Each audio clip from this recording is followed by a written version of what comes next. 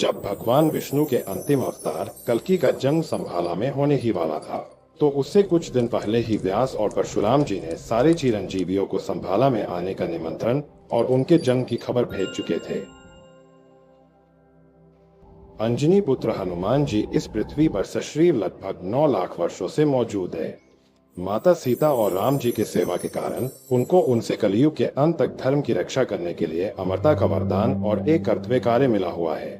4 लाख वर्षों से केसरी नंदन हनुमान अवतार कल्कि के लिए पृथ्वी पर घूमते हुए समाधि में रहकर समय गुजार रहे हैं, लेकिन अब 13,28,000 वर्ष इंतजार करने के बाद उनके आखिरी कार्य का संदेश उनके पास आ रहा है। व्यास जी और परशुराम का संदेश हिमालय के कैलाश पर्वत के उत्तरी दिशा में मौजूद गंधमादन नामक पर्वत इलाके में बैठे हनुमान के पास पहुंचता है।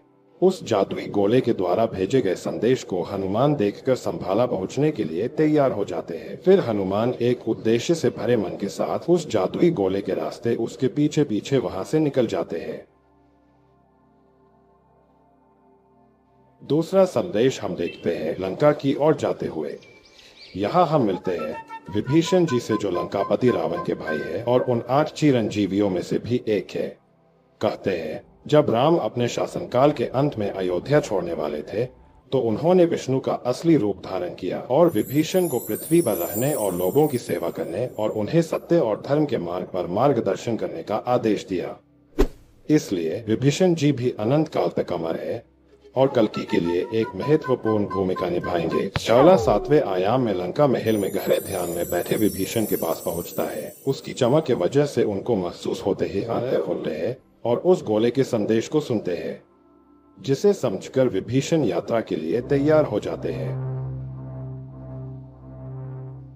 तीसरे संदेश के द्वारा हम मिलते हैं कौरवों और पांडवों के गुरु और अश्वत्थामा के मामा गुरु कृपाचार्य जी से। पुराणों के अनुसार कृपाचार्य महाभारत के युद्ध में कौरवों की तरफ से लड़ते हुए भी अंतिम तक दुर्योधन को समझाते रहे कि वे पांडवों से संधि कर ले। इस स्थिरता के कारण उन्हें श्री कृष्ण के द्वारा चिरंजीवी होने का वरदान मिला। जादुई गोला ठीक कृपाचार्य जी के सामने जाकर चमकने लगता है। कृपाचार्य उसकी जांच करते ही उनको उससे संदेश मिलता है। उसके बाद तुरंत वहां से गोले के पीछे पीछे संभाला की तरफ रवाना हो जाते हैं। चौथे संदेश के द्वारा हम मिलते हैं राक्षस राजा महाबली से। पौराणिक कथाओं के अनुसार महाबली विष्णु भक्त प्रहलाद के वंशज है और उनको अमरता का वरदान विष्णु के अवतार वामन मूर्ति के द्वारा भक्ति के प्रति मिला था। उस समय से आज भी राजा महाबली पाताल लोक में वहां के राजा के रूप में मौजूद है। अब हम देखते संदेश गोला पाताल लोक में सीधा राजा के समक्ष जाकर सबके सामने चमकने लगता है। गोले को जांच करने पर उससे दिव्य आवाज के रूप में परशुराम जी के परिचय बताने के बाद उनको संभाला आने का आदेश मिलता है। 5वां गोला पहुंचता है चिरंजीवी महर्षि मार्कंडेय जी के पास। महर्षि मार्कंडेय को 16 वर्ष में अपने मृत्यु के अंतिम समय में शिव जी के द्वारा उनकी भक्ति से प्रसन्न होकर उन्हें सदा सर्वदा के लिए काल मुक्त होने का वरदान मिला था। जादुई गोला उनके पवित्र स्थान उत्तराखंड के घाटी में, जहां महर्षि वर्षों से ध्यान में बैठे हैं, उनके पास पहुंचता है। गोला इतनी तेज प्रकाश करने लगता है जिसकी चमक से ऋषि ध्यान से उठ जाते हैं। मार्कंडेय जी गोले के आगमन को समझकर बहुत प्रसन्न हो जाते हैं और उसके साथ यात्रा के लिए निकल पड़ते हैं। आखिरी संदेश जाता है अंधेरे जंगल की गहराई में, जहां महाभारत का समय आज भी मौजूद है। यह योद्धा अमर वरदान से नहीं बल्कि अमर है श्राप से। मिलिए द्रोणाचार्य पुत्र अश्वत्थामा जी से। महाभारत के युद्ध के दौरान जब इनके पिता आचार्य द्रोणाचार्य का वध कर दिया गया, तो इन्होंने गुस्से में उत्तरा की कोख में पल रहे अभिमन्यु के पुत्र परीक्षित पर ब्रह्मास्त्र चलाकर पांडवों का अंश खत्म करने की कोशिश की। यह देख भगवान श्री कृष्ण ने अश्वत्थामा को श्राप दिया कि तुम कलयुग के अंत तक इस पृथ्वी पर भटकते रहोगे, और उनके सिर की मणि भी उनसे छीन ली गई। तब से लेकर आज तक अश्वत्थामा अपने श्राप का बोझ चोटिल अवस्था में ही ढो रहे हैं।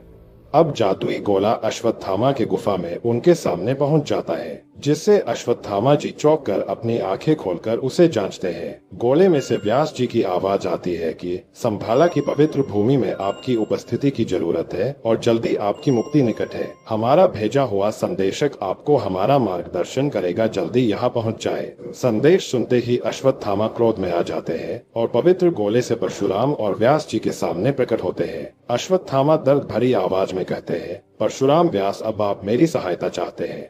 वह भी उसे नारायण के कहने पर, जिसने मुझे दर्द में भटकने का श्राप दिया, अब उसके लिए मैं सहायता करूं। इतने समय से आप दोनों कहाँ थे जब मैं हजारों वर्षों से दर्द में भटक रहा हूँ? एक बार भी मेरी सहायता करने का नहीं सोचा। तभी परशुराम जी कहते हैं, अश्वत्थामा, आपका दर्द हम जानते हैं, लेकिन यह अतीत की शिकायत का समय नहीं है। एक बड़ा उद्देश्य हम सभी का इंतजार कर रहा है। आपकी पीड़ा का अर्थ मिल सकता है।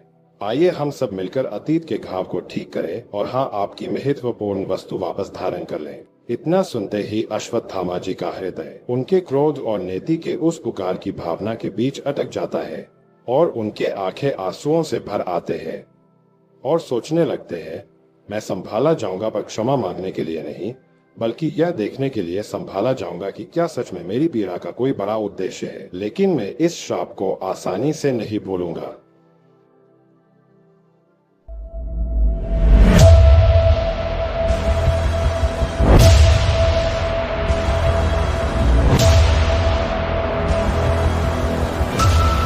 सब को देखने के बाद परशुराम कहते हैं, अश्वत्थामा कहाँ है?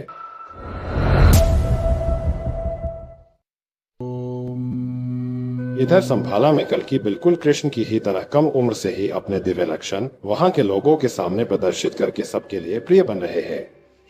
जैसे जैसे कल्कि बड़े होते जा रहे हैं, उनके माता पिता उनकी असाधारण क्षमताओं को समझते जा रहे हैं। अब कल्कि के माता पिता उसके भाग्य के महत्व को जानते हुए विष्णु जी के आज्ञा के अनुसार उसे शिक्षा प्राप्त करने और युद्ध के तरीके सीखने के लिए वहां के महान ऋषि गुरु के गुरुकुल में भेजने का फैसला करते हैं। अगले सुबह भरे हुए मन से, पर यह जानते हुए कि यह रास्ता उसके लिए और आने वाले समय के लिए आवश्यक है, तो दृढ़ संकल्प के साथ कल्कि के माता पिता उसे गुरुकुल भेजने को तैयार करते हैं और आशीर्वाद के साथ विदाई दे देते हैं। एक लंबी और कठिन यात्रा के बाद कल्कि आखिरकार गुरुकुल पहुंचते हैं।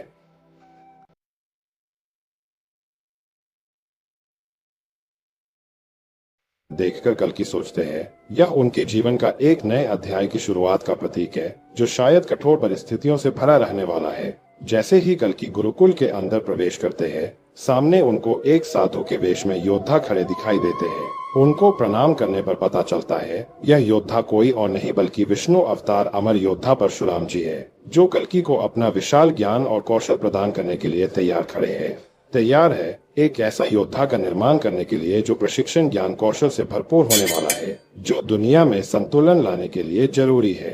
अब परशुराम जी सबसे पहले कल्कि को युद्ध कला से परे वेदों का गहन ज्ञान प्रदान करवाना शुरू करते हैं। कल्कि को आध्यात्मिक ज्ञान के साथ साथ शारीरिक कौशल को संतुलित करने के लिए मार्गदर्शन करते हैं। कल्कि को ज्ञान और शक्ति के बीच समय के साथ गहरे संबंध समझ आने लगता है।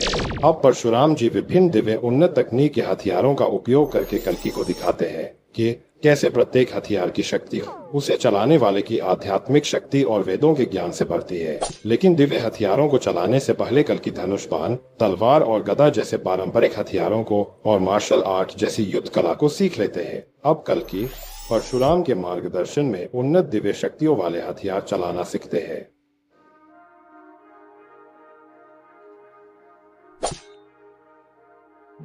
अब सबसे अंतिम ज्ञान परशुराम देते हुए सिखाते हैं कि अपने युद्ध क्षमताओं को बढ़ाने के लिए अपने आंतरिक शक्ति और वैदिक ज्ञान का उपयोग कैसे करते हैं।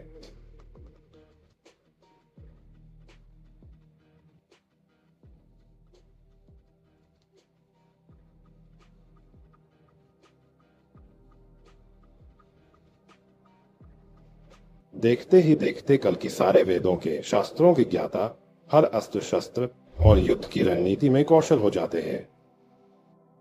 अब कल्कि ज्ञान ग्रहण करने के बाद परशुराम से विदाई लेने से पहले कहते हैं, आपने जिस मिशन के लिए मुझे तैयार किया है उसके लिए मुझे कुछ दिव्य जैसी चीजें चाहिए। परशुराम जी कहते हैं, तुम जाओ उस प्राचीन शिव मंदिर में और भगवान शिव से अपनी इच्छा पूरी करो।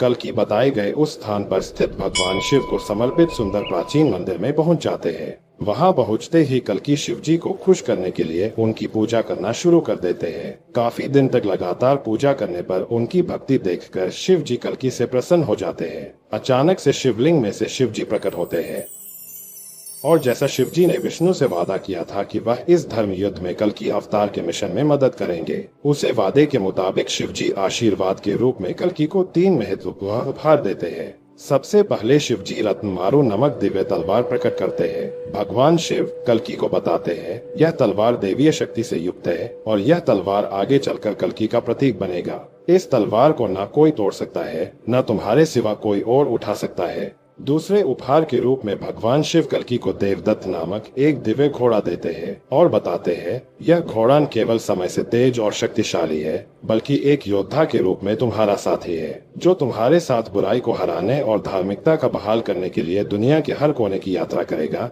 तीसरी उपहार में शिव जी कल्कि को सलाहकार और साथी के रूप में एक बुद्धिमान तोता देते हैं और कहते हैं यह तोता ज्ञान, संचार और आध्यात्मिक मार्गदर्शन का प्रतीक है। यह तोता सिर्फ तुम्हारा साथी ही नहीं बल्कि तुम्हें अंतर्दृष्टि प्रदान करेगा और तुम्हारे लिए बुद्धिमानी निर्णय लेने में मदद करेगा। अब कल्कि अपनी शिक्षा ग्रहण करने के बाद, शिव से उपहार लेने के बाद घर की ओर रवाना होने की तैयारी करते हैं। तभी उनका तोता उनसे कहता है घर जाने से पहले आपको एक शुभ कार्य करना, आपको सिंहल द्वीप जाकर उस कन्या से विवाह करना है जिन्हें शिव जी से वरदान मिला है कि उनका विवाह उस पुरुष से होगा जो उनको वासना की दृष्टि से नहीं देखेगा। कल्कि यह बात सुनते ही अपने घोड़े पर सवार होकर सुंदर नगरी सिंहल द्वीप के लिए निकल पड़ते हैं। सिंहल द्वीप पहुंचकर तालाब के किनारे रुककर एक पेड़ के नीचे आराम करने के लिए लेटते हैं। थोड़ी ही देर बाद संयोग से पद्मा जी उन्हीं के रास्ते से गुजर रही होती है। तभी उनकी नजर कल्कि जी पर पड़ती है। उनको देखते ही पद्मा उनकी सुंदरता में मंत्रमुग्ध हो जाती है और मन में सोचती है काश उनका विवाह उसी महापुरुष से हो। तभी पद्मा जी न चाहते हुए भी उनके कदम कल्कि जी के पास पहुंच जाते हैं और उनके पास बैठकर अपना परिचय बताती है। फिर कहती है मुझे पता चल गया आप ही हो मेरे वर, क्योंकि शिव जी के द्वारा वासना दृष्टि से आप औरत नहीं बने। आखिर आप कौन है? कल्कि जी परिचय अवतार विष्णु के रूप में बताते हैं। कहते हैं मैं ही हूँ राम, मैं ही हूँ कृष्ण, मैं ही कलयुग का संहारक और मैं ही हूँ सृष्टि। पद्मा जी विष्णु के दर्शन पाकर बहुत खुश हो जाती है और कहती है मेरा सौभाग्य है, मेरा नाम आपके साथ जुड़ रहा है। एक और जहां पद्मा जी और कल्कि का विवाह होता है, उधर अश्वत्थामा जी से कली पुरुष मिलने पहुंचता है। अगली वीडियो में हम देखेंगे कली ने अश्वत्थामा से क्या कहा, क्या अश्वत्थामा कली पुरुष का साथ देंगे या आएंगे संभाला, और देखेंगे कली और कल्कि के बीच महायुद्ध।